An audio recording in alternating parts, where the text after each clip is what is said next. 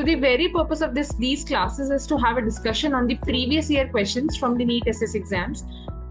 So all of you know that the pattern of NEET-SS has been, updated to a general medicine pattern wherein no specialty has been given an extra importance.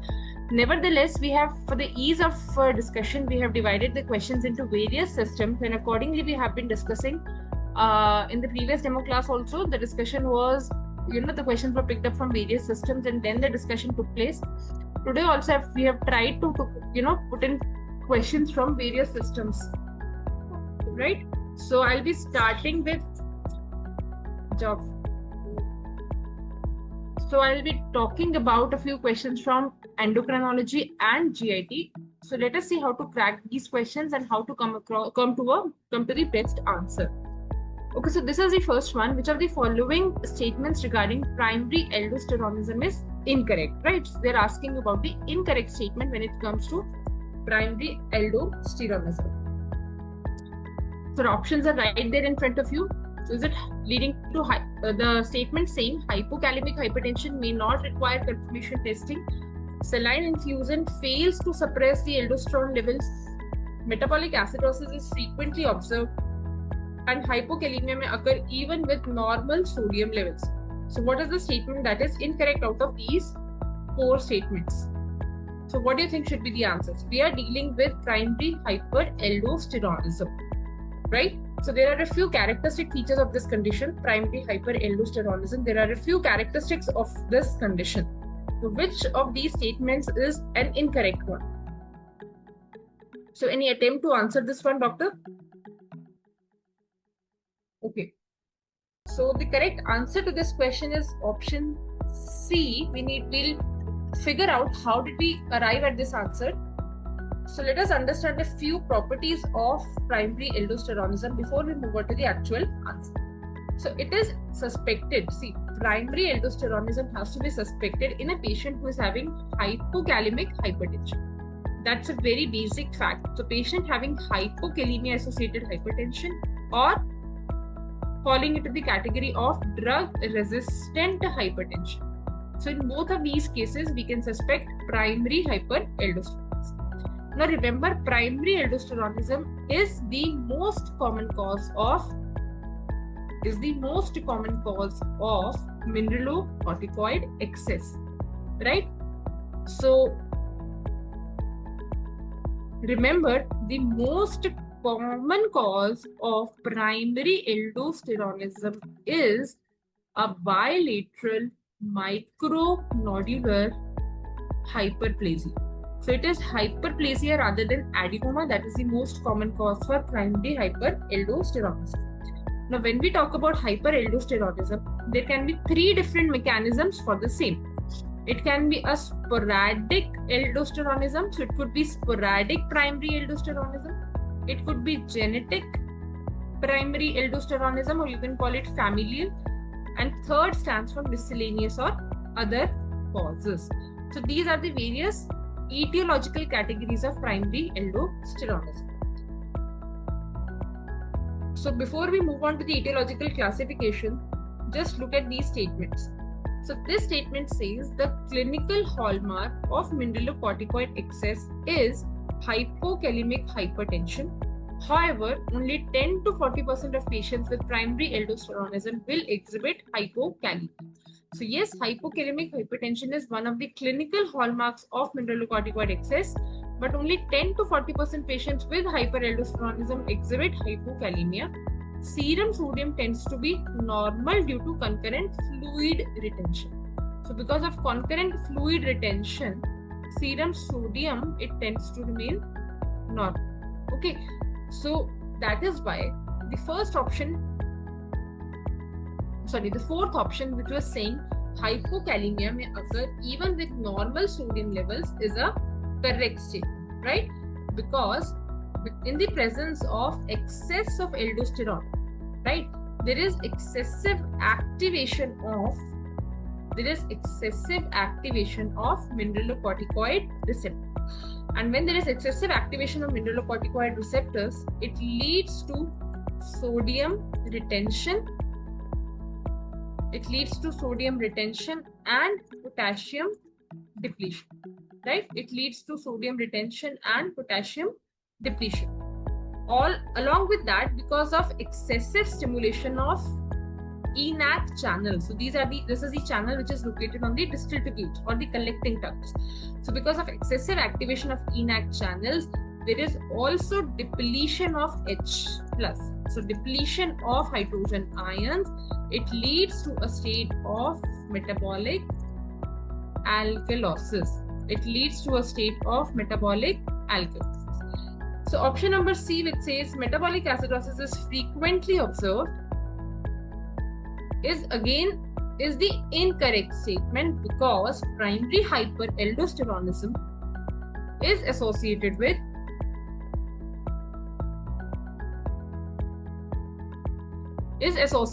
metabolic alkalosis rather than metabolic acidosis. So we are even clear now that hypokalemia may occur even with normal sodium levels. So how is this true? We understood, right? Because although there is retention of sodium in the body, but because there is expansion of extracellular plasma volume, the body is also retaining excess amount of fluids. So the sodium levels in the serum do not actually rise. So this is what I'm trying to say. Excess activation of the mineralocorticoid receptor leads to potassium depletion, increased sodium retention that causes an expansion of the extracellular and plasma volume, right? And also there is an increase in ENaC activity because of excessive stimulation, and that leads to hydrogen depletion, which can cause metabolic alkalosis. So now you know we are talking about hypokalemia, we are talking about sodium retention, and also expansion of extracellular plasma volume. So because of fluid retention, there is no hypernatremia that is visible. Along with that, because of loss of H plus ions, it leads to a state of metabolic alkalosis. Now coming to first option and second option. The first one says hypokalemic hypertension may not require confirmatory testing. So this comes from the fact that we are supposed to suspect primary aldosteronism as a cause of hypertension when the patient presents with hypokalemia and hypertension or drug-resistant hypertension, and it generally does not require confirmatory testing. So this is the statement from Harrison. Right. So this is the statement from Harrison that supports this particular option. It says, in patients with overt hypokalemic hypertension and a strongly positive aldosterone-renin ratio, so a high aldosterone-renin ratio and concurrently increased aldosterone levels, confirmatory testing is usually not necessary, right? So that is one point. We need not confirm the findings in case we are coming across a hypokalemia associated hypertension. More often than not, this is the only diagnosis that is possible. And option B says saline infusion fails to suppress the aldosterone levels. Even that is a correct statement. So we all know when we are talking about hyperaldosteronism, so there is a test that we perform that is known as saline loading test. So what happens in saline loading test? We inject the patient. There is intravenous administration of 2 liters of normal saline over 4 hours, right? 2 liters of saline is administered intravenously over 4 hours. So ideally, this should suppress the aldosterone levels because it is leading to excessive retention of sodium in the body. But in the presence of primary hyperaldosteronism, there is failure of suppression of aldosterone, right?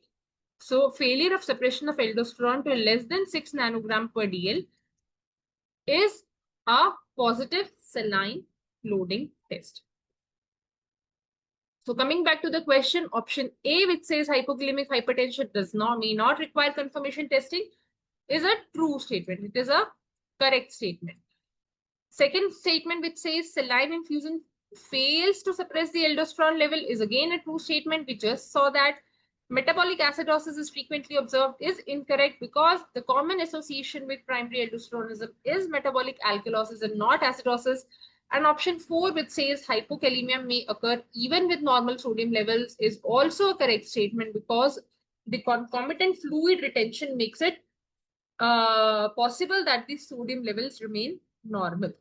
So that is why this is the correct answer to this question, right? I hope this is clear to all of you. All right. So picking up statements directly from Harrison is one of the favorite things that NB does, and that has been observed in the trends from the previous year questions also. So that is why we have tried to include statements directly from the standard textbooks so that there is no discrepancy in the answer, and you should know how to go about our answers and how to, read Harrison when you are preparing. So I'll be discussing 4 questions today. Moving on to the second question for now. It says, which of the following can cause hypercalcemia without an elevation of PTH levels, right? So without elevation of parathormone levels, which of the following can lead to hypercalcemia? Okay, so these are our options. It says parathyroid adenoma, renal osteodystrophy, excessive vitamin D intake, or multiple endocrine neoplasia or MEN syndrome. So any answers, any takes for this question?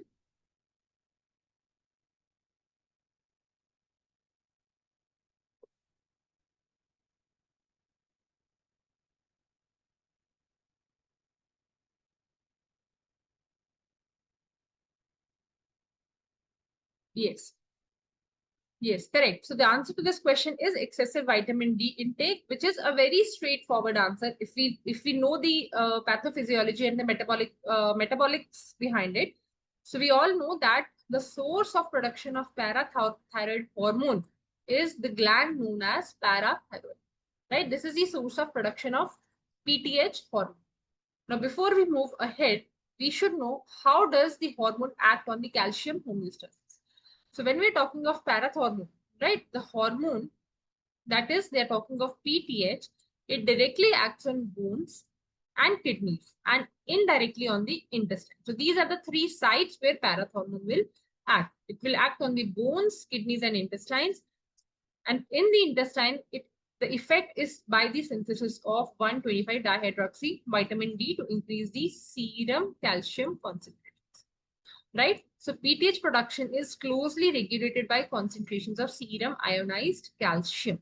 So this is what we're talking about. These are the effects of PTH on bone, kidney, and intestine, through which it increases the calcium concentration in the serum, which in turn closely regulates its hormonal levels. Now, coming to this particular table, this table summarizes the various causes of hypercalcemia. The very first point that says the causes which are related to parathyroid. So these are parathyroid related causes. So it may be primary hyperparathyroidism, it may be lithium therapy, or familial hypocalciuric hypercalcemia.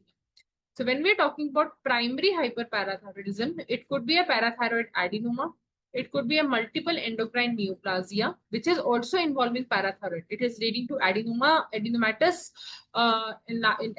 growth of the parathyroid gland. It could be a cancer or carcinoma of the parathyroid gland, or it could be ectopic PTH production that can occur in certain paraneoplastic situations, or it could be an exogenous administration of PTH. So all in all of them, the excess of PTH is responsible for a state of hypercalcemia, right? Excess of PTH is associated. Coming to second option, second category, which says malignancy-related hypercalcemia. So in most of them, so these are the common tumors in which hypercalcemia is commonly encountered. So malignancy-mediated hypercalcemia is because of excessive production of vitamin D, and in some cases, it is because of excessive production of PTH-RP, which is PTH-related peptide. So even that is in a way PTH mediated. The third category, which says hypercalcemia due to vitamin D related causes. So it is because of vitamin D intoxication or certain conditions where excess amount of vitamin D is being produced, like sarcoidosis and some other granulomatous disorders. So these are the conditions where hypercalcemia is mediated by vitamin D and PTH has no role, right? So let us see how hypervitaminosis D can lead to excessive calcium levels. So it says vitamin D mediated hypercalcemia can be due to excessive ingestion of vitamin D animals. So It could be due to excessive ingestion, right? Or it could be due to abnormal metabolism of the vitamin, right? So abnormal metabolism is usually occurring in the presence of a widespread granulomatous disorder, like sarcoid granules. So that is responsible for excess levels of calcium as well as excess amount of phosphorus in the body. So remember, hypercalcemia in vitamin D intoxication is due to excess biological action of vitamin D, right? Because perhaps the consequence of increased level of 25 hydroxy D rather than merely increased levels of the active metabolite. So both of them are elevated, and due to its biological action, it leads to increased intestinal absorption and increased release of bone-related calcium. So these are the two mechanisms by which vitamin D directly leads to hypercalcemia. Also, let us have a look at what is the cutoff which leads to intoxication. So it says chronic ingestion of more than 10 times the normal physiological limit. That means amounts which are more than 10,000 units per day is usually required to produce significant hypercalcemia in otherwise healthy individuals. The stated upper limit of safe dietary intake is 2,000 units per day. So this is the upper limit for safe dietary intake, right?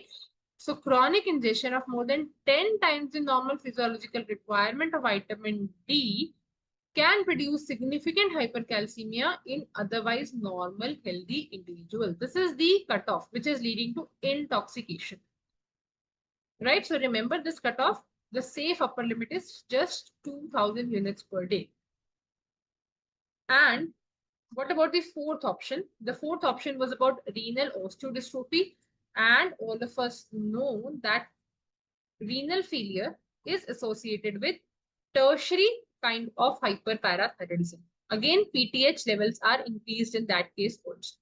So that means all the other options given to us are associated with hypercalcemia due to action of parathormone, except vitamin D, that is having an independent biological action. So that is why this is the correct answer to this question. So other than that, there are certain conditions which are associated with high bone turnover. So hyperthyroidism, even immobilization for a prolonged duration, vitamin A intoxication, thiazide diuretics, all of them can lead to hypercalcemia due to high bone turnover. Okay, due to the intrinsic property of high bone turnover. So all of them are the causes for hypercalcemia. So I hope this is clear how hypercalcemia is mediated through PTH and also through vitamin D.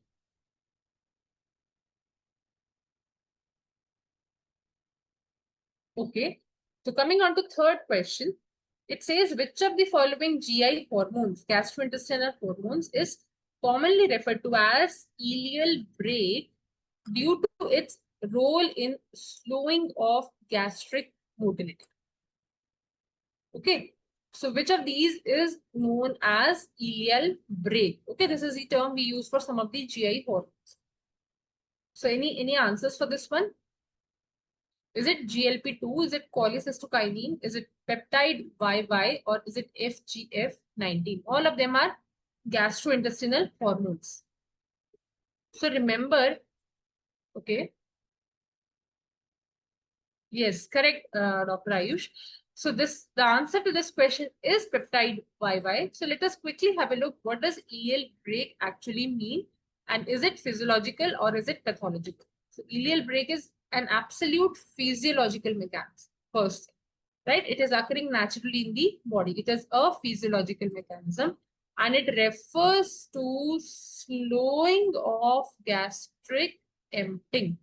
It refers to slowing of gastric emptying. It decreases upper GI motility. It decreases upper GI motility. It also reduces appetite. So all in all, appetite in response to nutrients, basically. So all in all, these are the hormones which are promoting satiety, which are promoting satiety, right? So it is slowing the gastric emptying, it is decreasing the upper GI motility, and it is also decreasing the appetite in response to certain nutrients. So this is known as ileal brake. There are three important molecules that are involved in the in the physiological process of ileal brake. All of them are released from ileum, and that is why it is known as ileal brake.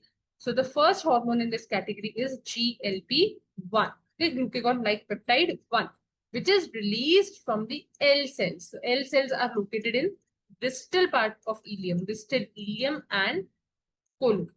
Okay. Number two is presence of peptide YY, which is again produced from L cells in the ileum. And number three hormone is neurotensin, and this is released from ileum.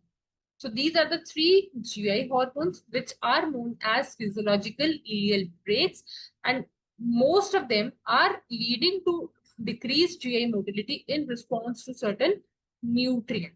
Okay, it may be carbohydrate, it may be fat, it may be certain vitamin. So nutrients that trigger the ileal brake, it could be a fat, it could be a protein, it could be a carbohydrate. The most important trigger for an ileal brake is your fat. That is why we feel early satiety after having a fatty meal. So these are the triggers, right? So what is the role of cholecystokinin, CCK? Does cholecystokinin affect the gastric motility? Yes. Cholecystokinin also affects the gastric motility.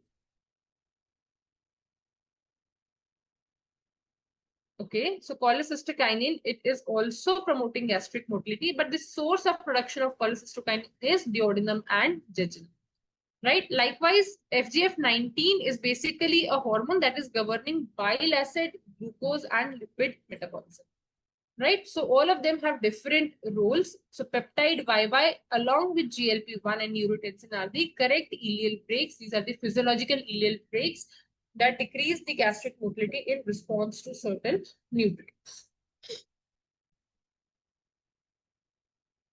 All right, so moving on to the next one, it says in a patient with isolated elevation of alkaline phosphatase in the presence of normal bilirubin and transaminase, which of the following conditions is the most likely cause? So isolated elevation of alkaline phosphatase in the presence of normal bilirubin and transaminase. What could be the most likely cause for the same? So is it non-alcoholic fatty liver disease? Is it infiltrative hepatic disorders? Is it chronic hypothyroidism? Or is it Gilbert's syndrome?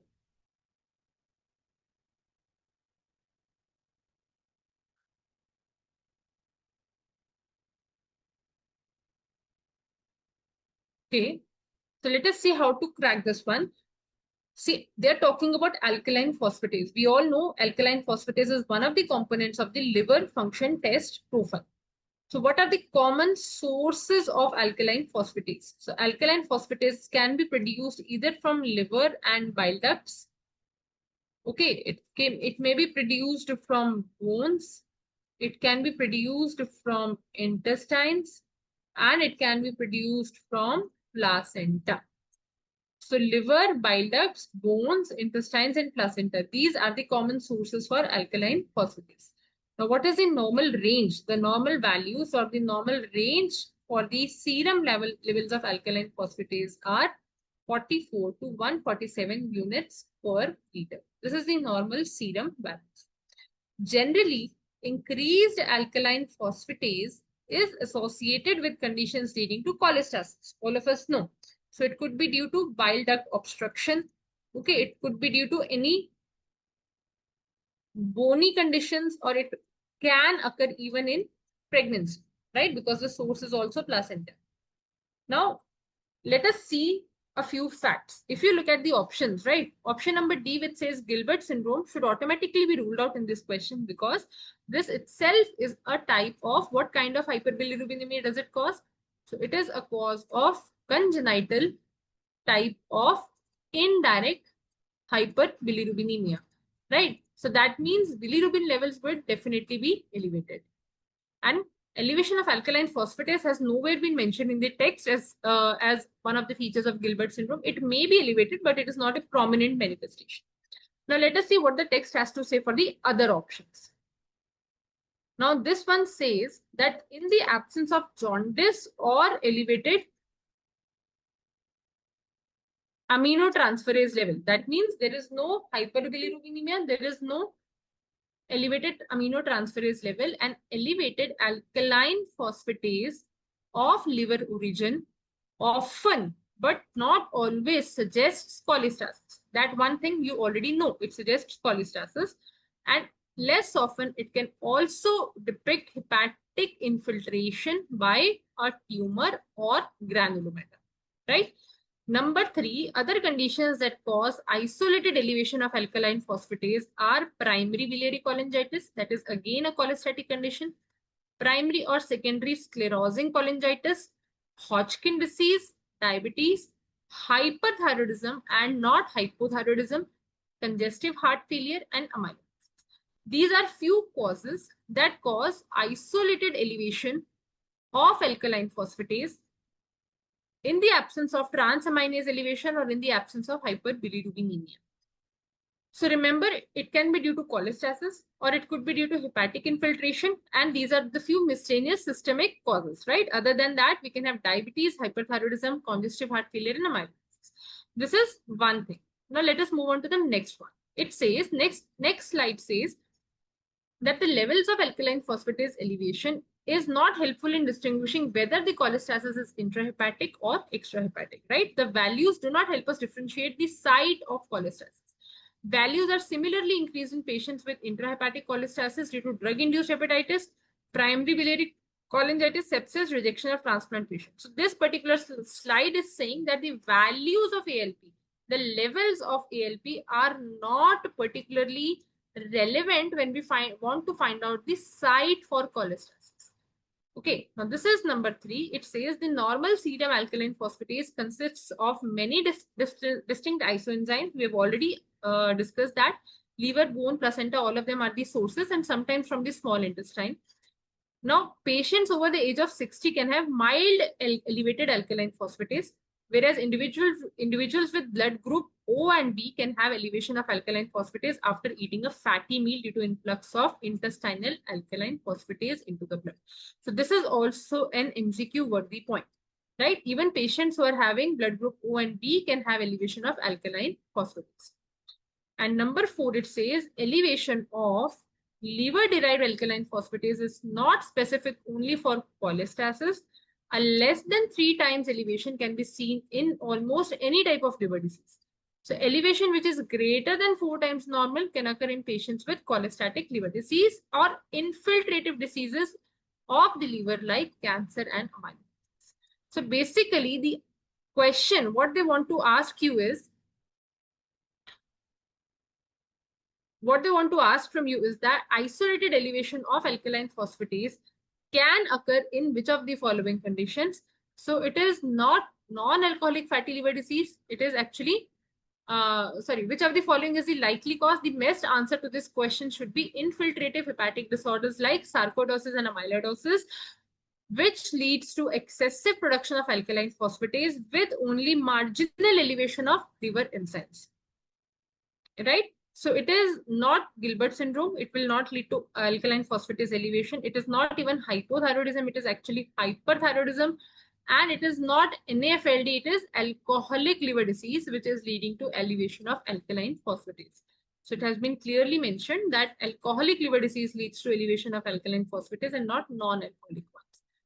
Okay, there is one statement which clearly says, yes, this one, it says that alcohol-induced steatohepatitis can lead to elevation of alkaline phosphatase. Other than that, it can be seen in cholangitis, sepsis, or even transplant rejections, and sometimes in AIDS patients also. So these are all the common causes. I'll summarize the causes for you. Of course, cholestasis, any condition leading to cholestasis can lead to raised ALP. Number 2, hepatic infiltration. It could be due to any granulomatous condition like sarcoidosis, amyloidosis, or even a tumor. Number 3, it can be due to some systemic conditions like Hodgkin's lymphoma, diabetes, hyperthyroidism, congestive heart failure,